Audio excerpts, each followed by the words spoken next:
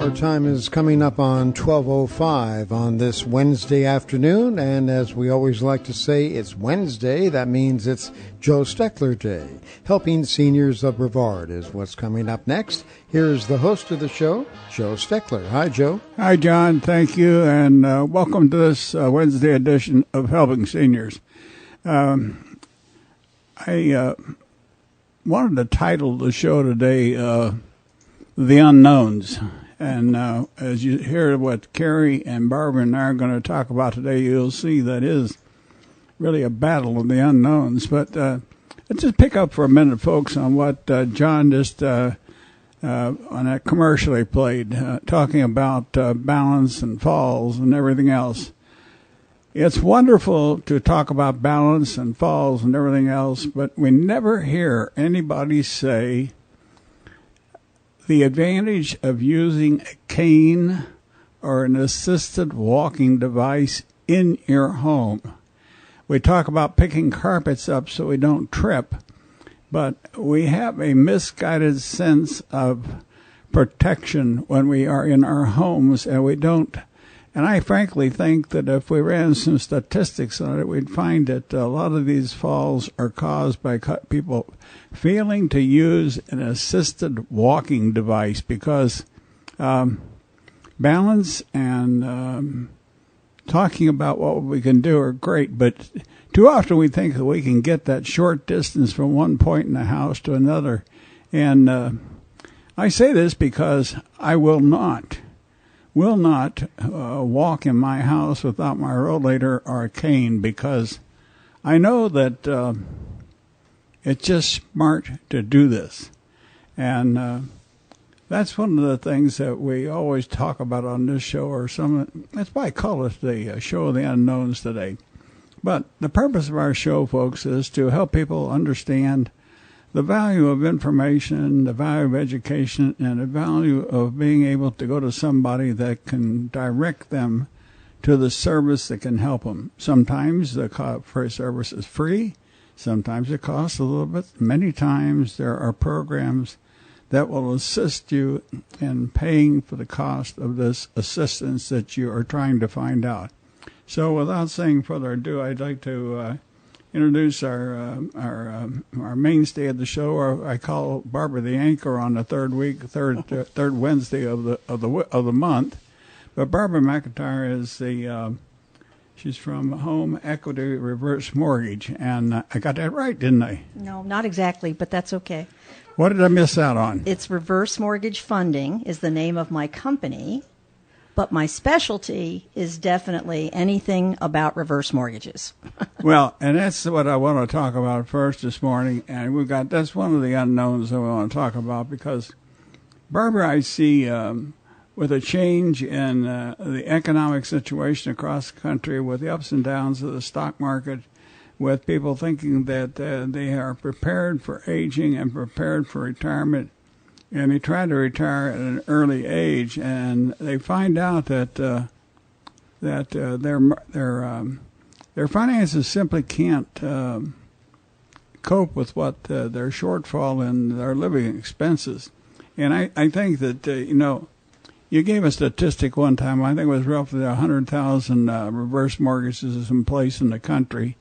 But I suspect that in the future we're going to see more and more of these, because tapping into the interest and the equity on your home is one of the only ways that these people that are running out of their money are going to be able to make that gap between their Social Security and whatever their living expenses are, and making the realization that they have to cut back somewhere on their living expenses, and they cannot do what they've always wanted to do.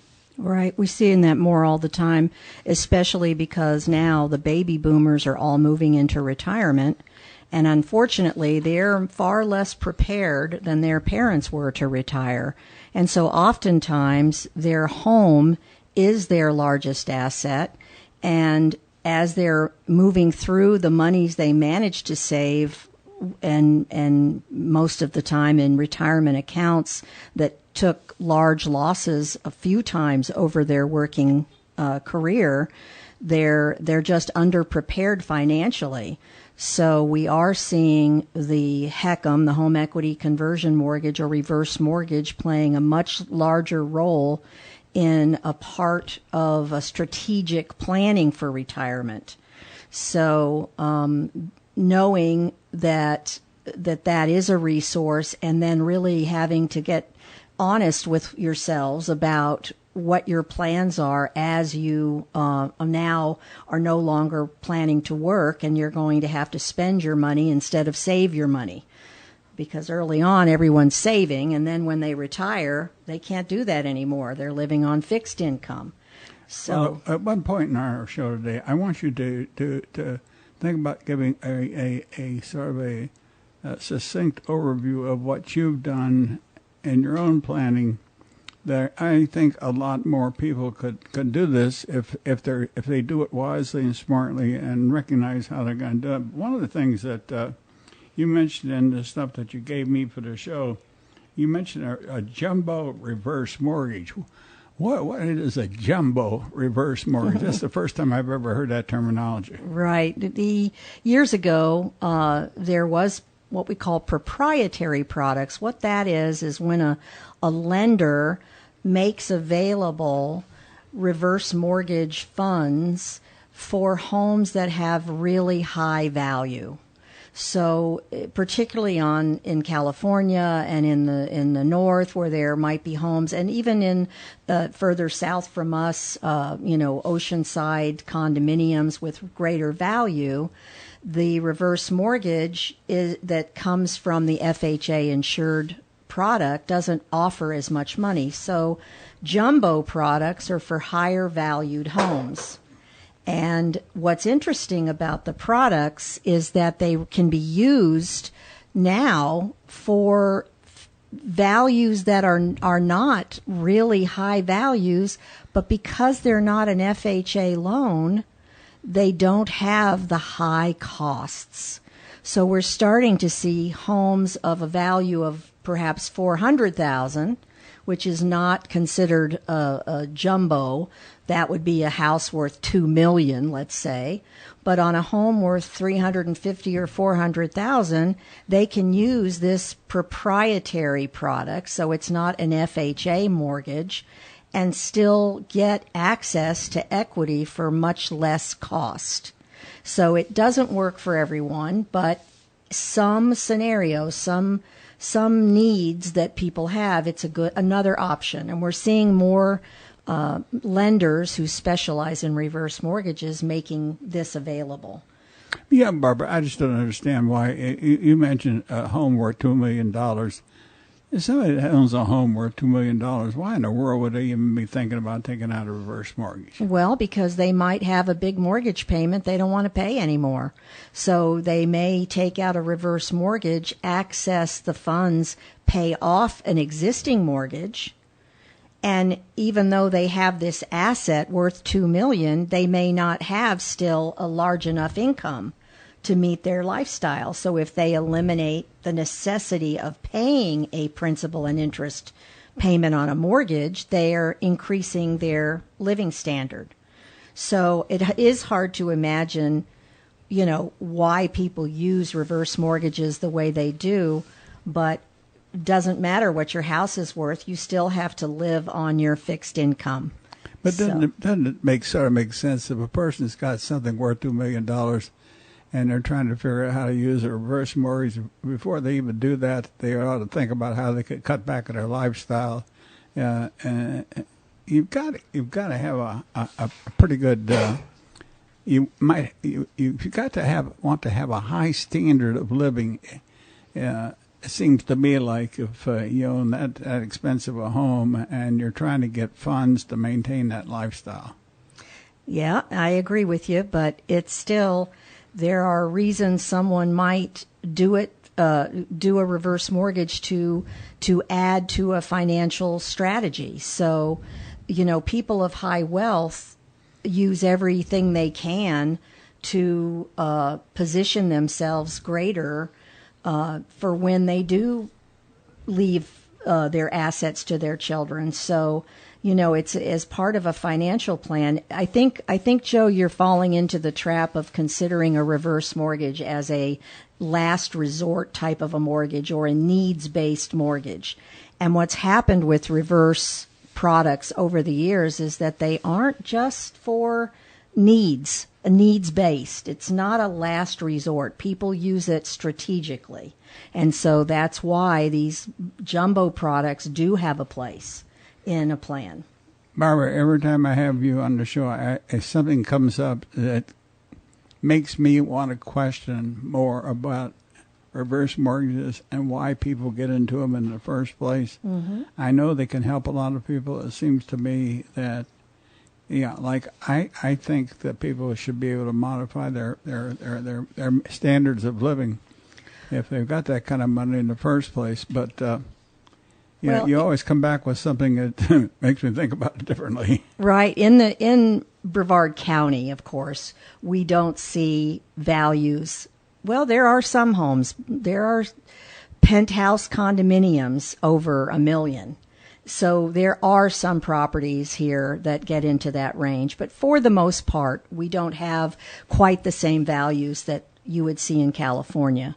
But the need to just a savings account, letting your house become a part of your savings program. I've shared with you before that when I was 62, because that was the age you have to be to do the HECM, the government FHA insured product, and I immediately put a line of credit on my house in a reverse mortgage. And the line of credit has a feature that allows it to give me growing access to more credit, to more of my equity. And my plan is that since I want to age in place, I'm not anticipating wanting to go into assisted living. I would like to stay at my own home and age in place. My growing line of credit is going to be accessible to me to pay for the services that I want to stay at home. So it's part of my financial plan. And it certainly, when I did it at 62, I didn't need it. And I still don't need it because I love what I do and I'm still working. But looking into my future, I see it as a very good resource for the monies I might need for my health care. Barbara, talking to you, it makes sense what you say, but Kerry, you've been listening to what we're talking about, because I'm going to ask you to talk in a minute. So, sure. All right. Pay attention. Yeah, I'm here. Okay. But Barbara, oh golly Moses, I did it again when I get to thinking about Kerry. It seems to me like my chain of thought here. I lost it when I. Well, I guess here's a question. Listening to the conversation about reverse mortgages and a little bit where you guys were talking about the jumbo mortgage thing, and isn't one of the things that you do run into, because as you pointed out, Barb, if you have a mortgage payment, maybe you took it out, and you're 45 or something, and it's a 30-year mortgage, so that means you're going to be paying it on it until you're 75. And so as you start to adjust and maybe you're not going to be working full time or something like that, then you're still going to have to deal with that mortgage payment. But even if you're not dealing with the mortgage payment, you're still dealing with property taxes and insurance and the other costs of upkeep of your home. That's right. So a very common use of reverse mortgage proceeds are to not only get rid of a mortgage requirement, a mortgage payment requirement for principal and interest, but when the taxes are due or the homeowner's insurance is due, you can draw out of the reverse mortgage to have the funds to pay those expenses as well. Or if the car breaks down and, you just don't have the cash flow because you're on a fixed income, the reverse mortgage proceeds are just right there and ready to be drawn to pay those expenses. So it's a very, a very big part of, again, a plan for having what you need when you're retired. So here's another question that, this is an interesting question because I don't know if this really as much covers your area, but Bill Johnson, as you know, is a board certified elder law attorney. He's been together with Joe, going back 20 years. We were talking about this, I guess, the other week when they were on the radio show. They've been talking about elder care issues and elder law issues for all that time. And I know one of the things, we have a lot of TV programs that are out on the Helping Seniors YouTube channel. If you're listening and you want to grab a piece of paper, I'll give you the address to the Helping Seniors website, and you'll be able to jot down, because all of these programs that we're talking about, whether it's Bill Johnson's programs or the programs Joe has done with Barbara McIntyre about reverse mortgages, those are all available. So the website is www.helpingseniors.brevard.org. Helping Seniors of Brevard.org, and you'll be able to access this information. But the question that got me thinking about this was, I know that Joe and Bill have done shows about Medicaid planning and things like that, and making sure that your plan is set up in a way that your heirs and the things that you've got what you need to do, but you don't hurt yourself in terms of accessing, well, nowadays, because of look-back periods and things like that, it could be the VA benefits as well, not just for Medicaid planning. But my question is, I understand a little bit, just enough to be dangerous, but in Florida, we have pretty good protection on your main residence. That's correct. So is that a factor when you're, as opposed to, I have a rental house and I could tap equity there, but I have my own house, maybe I want to use it somehow there because it's better protected in certain ways. That's right. And with the reverse mortgage, it always has to be your primary residence that you're using to tap into reverse mortgage proceeds. Medicaid recipients, their use of reverse proceeds is completely acceptable. They just have to be careful that they don't draw the funds to put too much money in a bank account for over a 30-day period of time. So I have had Medicaid recipients use reverse mortgage to be able to stay at home through the diversion program, stay at home, get home care that they needed, and then if there was a large expense, we would find out what that expense was, draw the funds out of the reverse mortgage, immediately put it in the bank account, and write a check to put it out of the bank account, because only you have to be careful to not jeopardize your eligibility. But it absolutely, it also can be used and is very helpful for Medicaid recipients that are still in their home. Yeah, because there's a gentleman who is coming on board the Helping Seniors program, and his specialty is helping people with long-term care financing, or figuring out, like, when you run into a situation for long-term care, there's ways to do that. That takes proper I guess I would say a proper advantage of the tax codes and things like that to do that in a way that makes sense.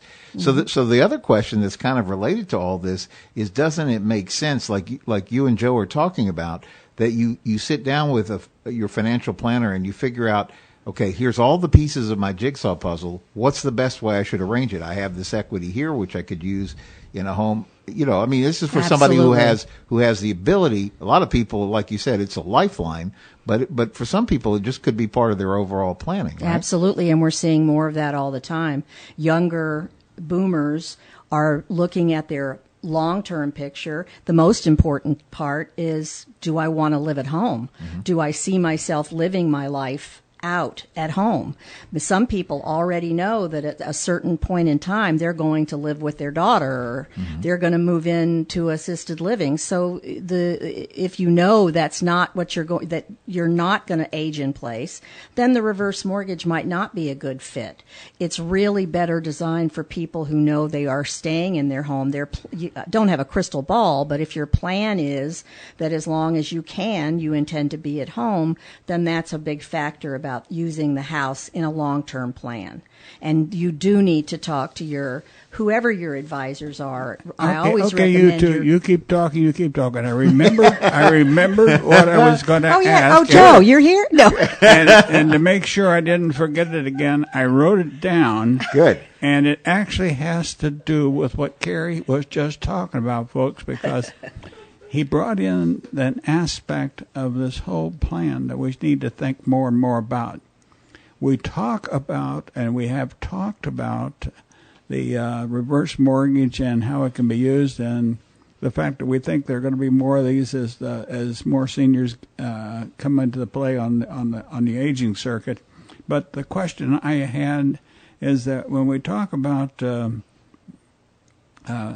reverse mortgage and use of it, and we talk about estate planning, and we get all this involved without how to make ends meet and everything else, how often, Barbara, does somebody really get a really not a guy that works the stock market, but a guy that is really a financial planner that looks into all aspects of what we're trying to put in place for the future? And I think Kerry brought up a really important point.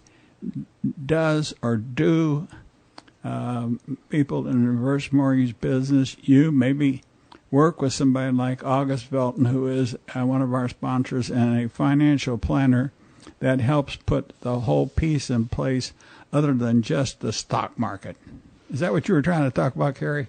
Well, I think in general, it was just a question. In fact, I was thinking, Joe, you have always talked about the people for people to have a need to put together an aging plan, meaning that they have figured out stage by stage based on certain series of criteria of where they expect they would be at a certain place, that they have a plan for that. And I remember you telling me back in the days when you started the Alzheimer's radio and you were doing all that connected with that, you would bring in a financial person, you'd bring in the attorney, and then you guys would have a conversation together. And I was just thinking, wouldn't that be interesting to have, like one of the radio shows we do coming up, we bring in 3 or 4 different people and say, this is how you assemble your team of experts who are going to help you figure this and map this roadmap. I think that's a great idea. Well, I wanted to do that with one of our TV shows when we start this new seminar over at the Senior Resource Center at Zahn.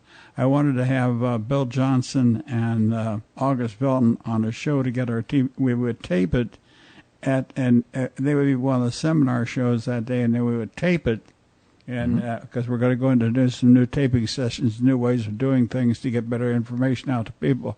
Mm-hmm. But that's one of the shows I really wanted to do with Bill and August, because Bill is estate planning and he gets into all this kind of stuff, the legal matters and the legal aspect of it.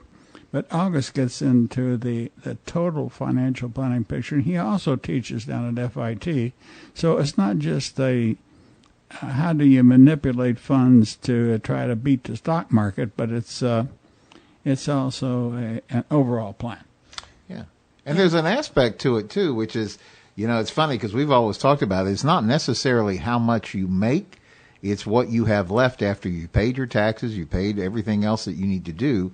And it really comes down to your discretionary part. And I think that's what Barb is really explaining, is why the reverse mortgage can be such an important tool, I guess, in determining that, because what you're really trying to do is get at, what do I actually have that I can work with?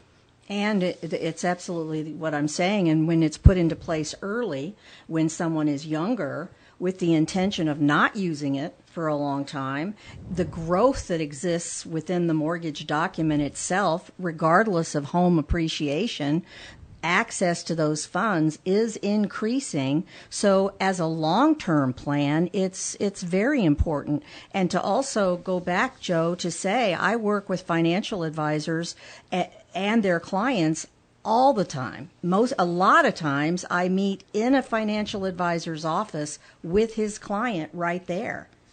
So that makes sense. Is important. It really makes sense, because we need to think about it. But on the second part of the show today, folks, we're going to talk about some unknowns, bring a lot up about aging statistics, and more about veterans, because I got some things I want people to question more than we are questioning, and Barbara will have some input into that. But we're getting the signal to wind it down here. We'll take our mid-show break so I can stop talking. But stay with us, because I think that you, who are veterans or no veterans, will enjoy what we're going to talk about on the second part of the show. Stay with us. 12:34 in the afternoon. That music means it's time for more of Joe Steckler and Helping Seniors of Brevard. And once again, here is your host, Joe Steckler. Thank you, John, and welcome back to our second half of the Wednesday edition of Helping Seniors. Helping Seniors is a show designed to inform, educate, and help seniors and those that care for seniors get connected to services to help you understand more about what services are available and how we can help each other. But one of the things that I want to talk about this part of the show are veterans and veterans' rights. And one of the reasons I wanted to do this is because I have a guy named, I got a guy down in Palm Bay that is extremely good about sending me changes in the Veterans Administration and how different things work. And one of the big concerns that we've found that they have now extended the benefits from Agent Orange from those that were in country in Vietnam to those that were aboard ship within the 12-mile limit on the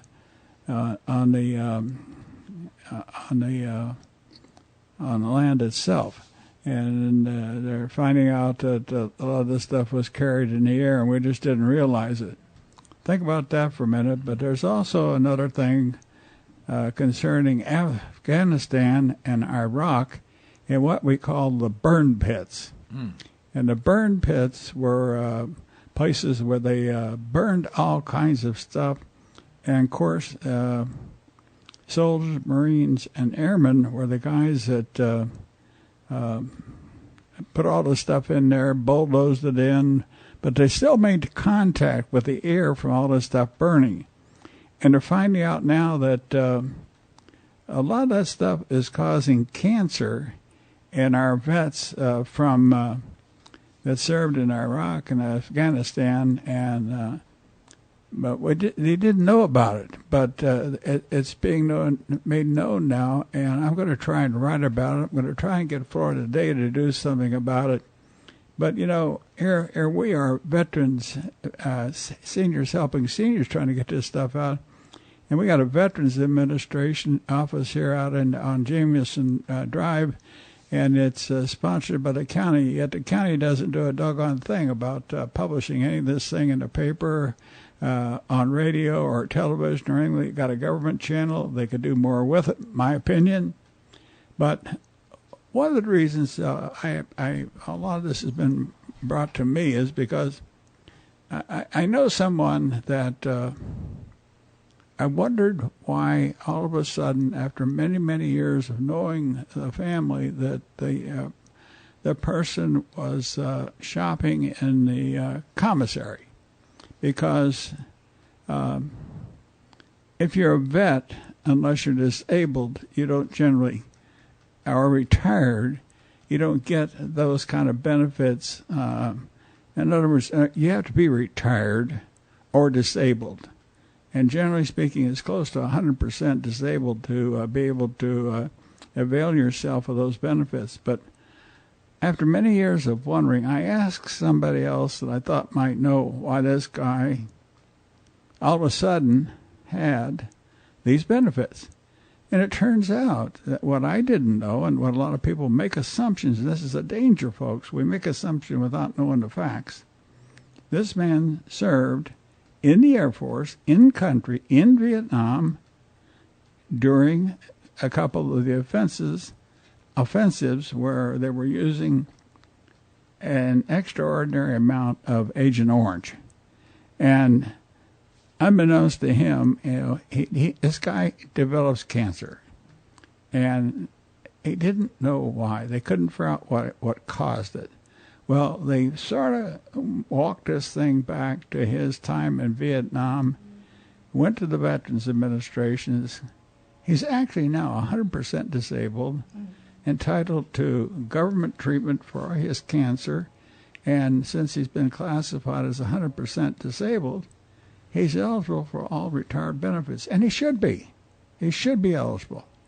But we have a lot of people walking around out there, they probably are entitled to the same benefits, and yet if they don't read about it someplace or somebody tells them about it, they'll never know. And that's a big concern to me because Kerry and Barbara, I'm sure that both of you have seen these men and women standing on street corners holding a sign out saying, "I'm a homeless vet." Mm-hmm. Now, a question came to my mind after seeing one of them this morning. Is this person really a homeless vet? This guy had one leg. He was in a wheelchair. He had his sign out in front of him. It concerns me now because we have a huge sheriff department. We have a huge police force in all these cities. And why aren't these people stopping these people that say they're a homeless vet and really finding out if they are a homeless vet? Because if they are, and they've got problems like that, the chances are that they will be entitled to some kind of assistance from the Veterans Program, and that's why we have a Vets Program. Right, I agree. They should. They should be able to find out why they're on the street, and certainly if they're a homeless vet, that it's wrong that they aren't doing that. Well, there's an interesting aspect to this because Teresa Russell with the DCF, she organizes an event that they do a couple of times a year called Laying the Tracks, and it's basically about senior safety and avoiding scams and things like that. And I think at one of these that I attended last year, they had a representative from the Sheriff's Department talking about exactly this fact. People who are basically, if you will, and it sounds pejorative, but panhandling. Claiming to be something they aren't. Right. Mm-hmm. And the challenge is, what she explained is the laws are, they cannot move them from that period because it's an expression of free speech. And so they're very well aware of who these people are that do this day in, day out, but there's not a legal option for them to get involved as our law enforcement. It is a challenge that they deal with. So what their advice to the seniors who were in the audience is, you have to treat it as a scam because there are resources that are available, and these people have understood this is a way for them to make money. Now, it doesn't mean that's all the cases, because as we know, Joe, we've done shows, you have done many shows on the Helping Senior side about homelessness for seniors, and you worked with Rob Cramp with the Homeless Council, Housing for Homeless, and John Farrell when he was working with the Daily Bread. So we've done a lot on this front, but much of it comes down to the person is just it's what they choose to do. It's not that necessarily there isn't a resource available to them, but they kind of have to ask for the help, I guess. Mm-hmm. I don't know a different answer to it. Well, I guess I just started to think about this morning when. I realized or found out this guy was a one-legged person, says he's a vet, he's in a wheelchair, and as I got here to the show, I started thinking, and I'd stop one time and talk to these guys and find out if, in fact, they are a vet. Why aren't they going to the Veterans Administration here for help? Right. But it seems to me, Barbara and Kerry, that our county housing and housing and human services department could send a team out in the field to find out and talk to these people and find out if they couldn't help them, or why couldn't a member from the Veterans Administration officer, why couldn't they do some of these things? Without volunteering, Kim, for this, you're raising a great point, and maybe a correct item would be to ask Kim Bernard, who, folks, if you don't know Kim, she is our information specialist. So when you call our Helping Seniors helpline, 321-473 7770, 321-473-7770. She's the voice that you're going to get on the other end, and she is there to try to help connect you to a resource that helps. And so she's got a big 3-ring binder full of all these different places and people that are geared for helping seniors, and that's her passion, is to get people connected to things that are going to make that difference. That might be an interesting thing to see if she could make a couple of calls and find out what do we do when we run into that? We don't want them to not get help, what can we as citizens do about that? Kerry, I'm thinking about I was talking to somebody about we got a number of people now that want to volunteer to help, and maybe there's a way that we could form some I don't like people to go out by themselves to talk to these people. Right. I think they should go out in a team.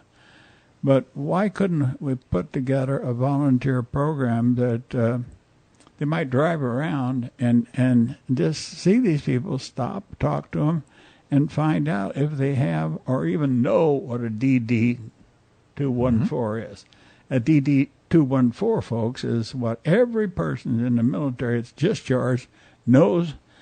It lists their medals, it lists their times of service, it lists where the service stations, the duty stations were, and it actually proves that they were in the military. And if a person didn't even know what a DD-214 was, then they probably weren't. I would start questioning Right. the validity of them standing there saying, I'm a homeless vet. Yeah. Because I think that, we look at veterans and picture them as, especially from the Vietnam War, a lot of men were, and women too, were disgusted at the way they were treated at the end of the war. Oh, sure. And I know that.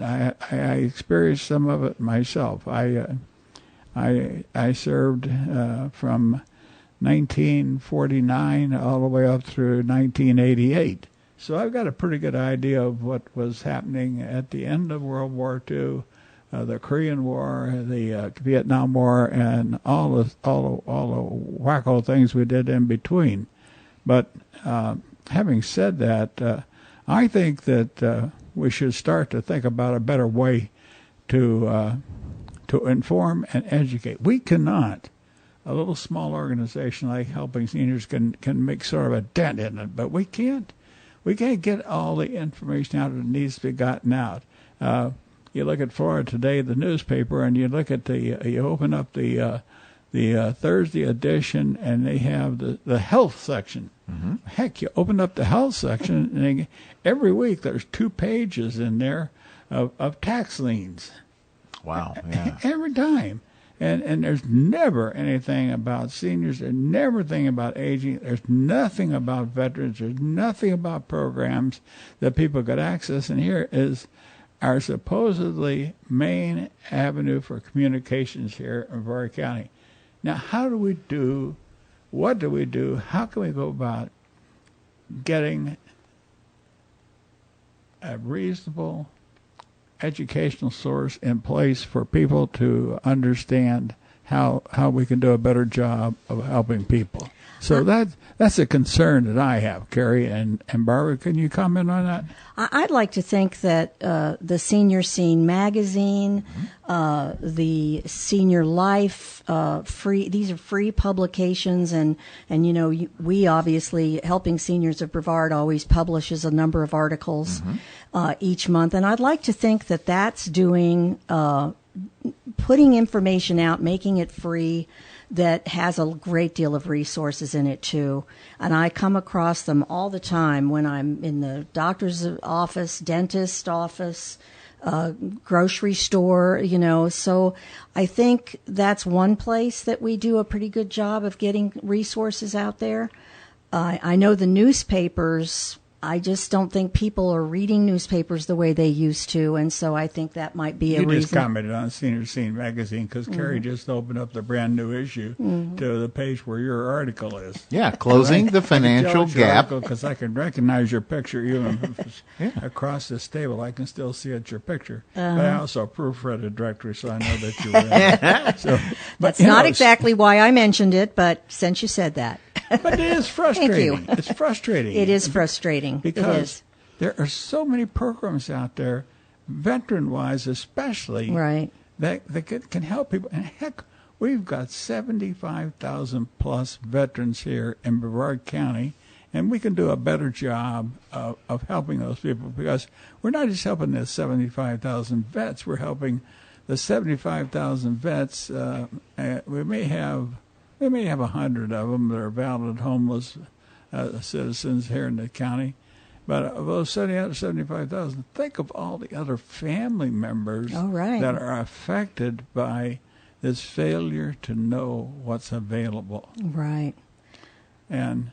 But like Kerry said too, everyone has a responsibility to reach out for the information, and I am kind of curious if maybe someone is stopping and talking to the panhandler and they've already determined that he's just found a way to make some money and you drive away because you can't stop them.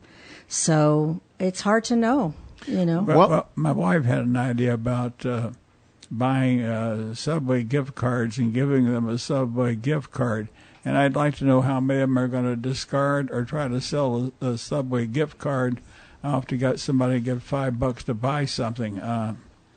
It's a terrible thing to say and even to think that the drug use, opioid use, and some of the problems our doctors are having now in treating people. I went to a new specialist for my own personal medication, pain medication problems.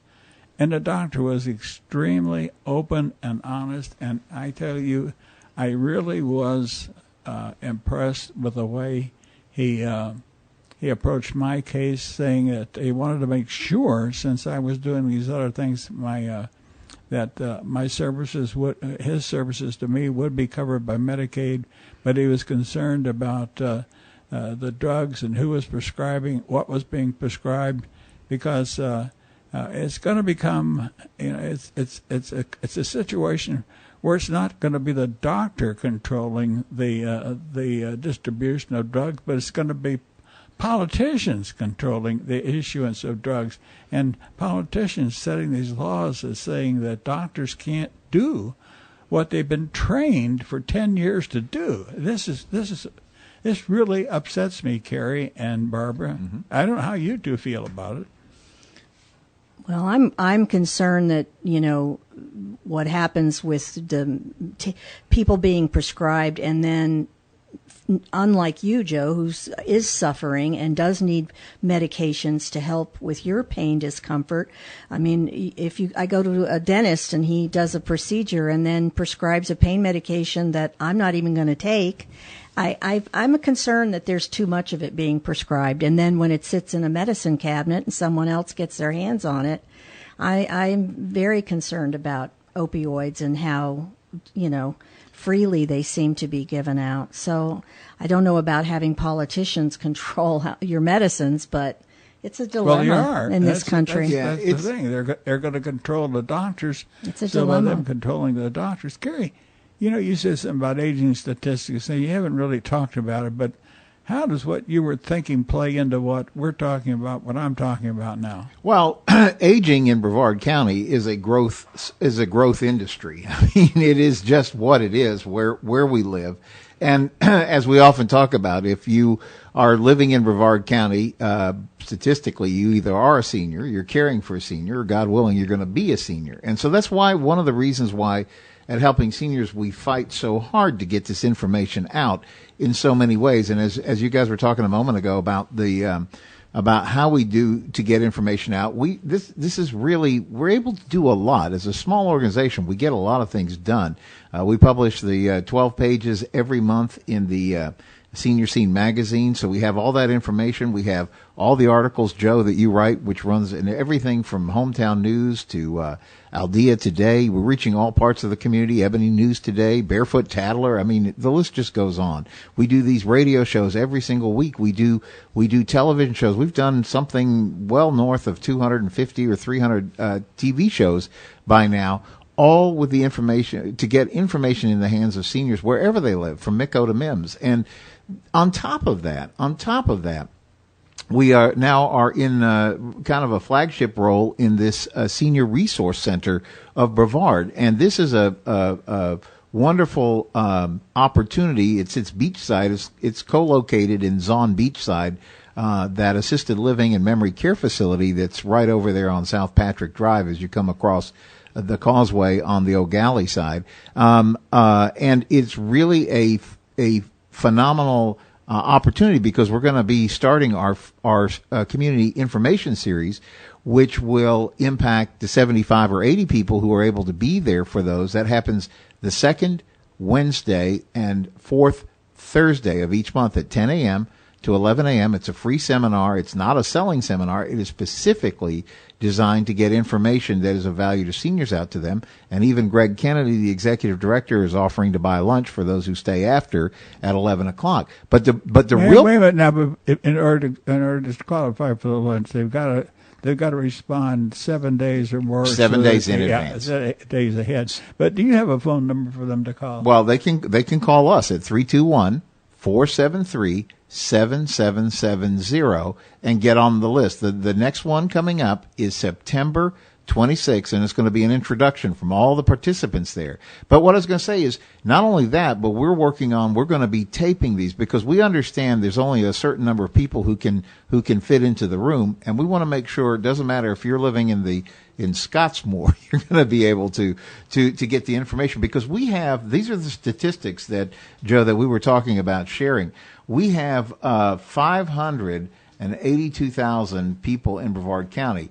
And of that, 31.4% of our population is seniors, and that compares to the state's average of 26%. So we're significant. Just as a county, we're one of the largest. We're the 10th largest county in Florida, which may surprise people.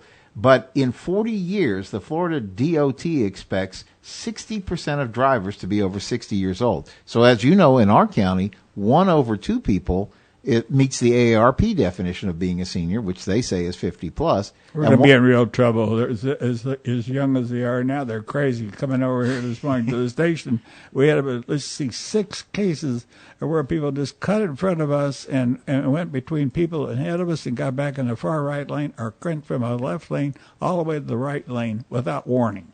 Yes. Right. And here's another interesting Brevard statistic. So we were talking about veterans earlier. Did you know that in Brevard County, 11.7% of our population is veterans. But listen to this statistic. 50.2% of the over 65s in our county is listed as a veteran. 50, so half of the 65 plus says they're a veteran. So I'm sorry, of 50, I'm sorry, I said that wrong. 50.2% of the over 65 is at 11.7. So it's meaning 6% of the population is a veteran in Brevard County. 15,176 of those live below the poverty line, and 82,000 households have a cost burden above 30%, which make less than 50% of the median income. So we really have a challenge in our county. These are all statistics, by the way, that the Brevard Commission on Aging published in the Boomer's Guide, is where I'm pulling these statistics from. And so this says also government figures do not include medical costs. So when we're just talking about this, 30.1% of seniors at 200% of poverty level, which is $23,512, have less income. Add the medical costs, and that figure jumps to 42%. So when you count the medical cost of being a senior, then it really becomes challenging. Oh, yeah. We have more seniors than we do school-age children in Brevard County. Mm-hmm. And that surprises people all the time. They don't know that's how this conversation got here, was we had that conversation with somebody who was working on a children's charity. They had no idea what the plight of seniors were in our county. Well, it just serves to point out that there is a great urgent need to do a better job of disseminating information. And so I made up my mind to try to approach the editor of Florida Today to see if we can get back in Florida Today to at least have that avenue. Folks, we're out of time, and I want to thank you for listening today. Stay with us next week. The anchor with us will be Jennifer Helen of Seniors Helping Seniors, and we're going to talk about really ways to help you beat the care system cost. And it's always interesting to do something like that. So without further ado, I want to thank you for listening to the show today, and I wish all of you Godspeed for the next week, and be safe, be careful, and remember, use a cane or a rollator when you're walking around the house if you need assisted devices when walking. Don't be a hero. We'll see you next week. Bye-bye.